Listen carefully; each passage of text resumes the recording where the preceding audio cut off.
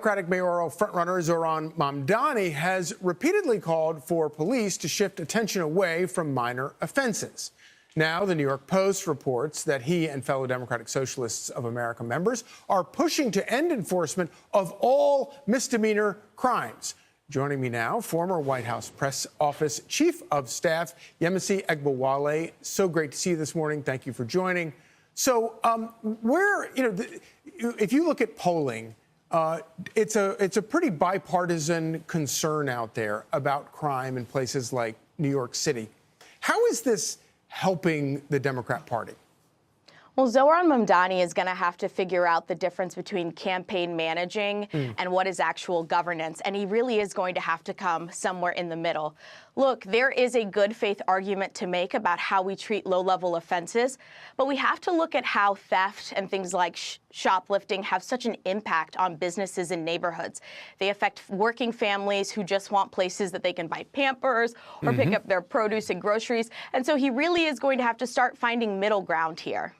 Maybe he should start by maybe listening to you, because you're talking sense. And I think a lot of the things that he talks about do not make sense, like government-run grocery stores and the idea that you're going to send, social workers to respond to actual crimes, which, of course, leads to why so many people don't feel safe.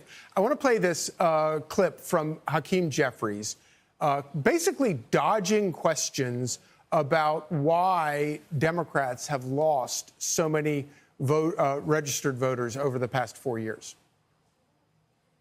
It shows altogether Democrats have lost 2.1 million voters. Republicans have gained 2.4 million.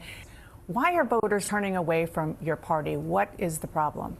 Most of that activity, as I understand it, has occurred in Florida and Texas. And certainly it is the case that nationally we're going to have to invest more in these two red states. At the end of the day, it's also going to be important for us to continue to make clear to the American people what we stand for as Democrats. So I think you would agree with me that that's quite the dodge. And if you add on top of that a lot of these, these ideas from people like Zohran Mamdani, it's only going to make the problem worse for Democrats.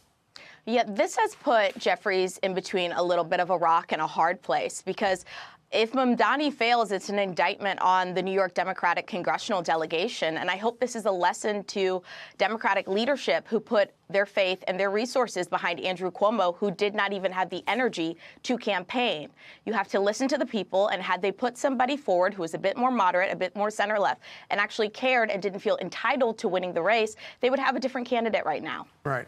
And I think that's such an important point because, of course, the rise of Mamdani has everything to do with the failure of Democrats like Andrew Cuomo in New York City failing to deliver to not only voters at large, but specifically their voters.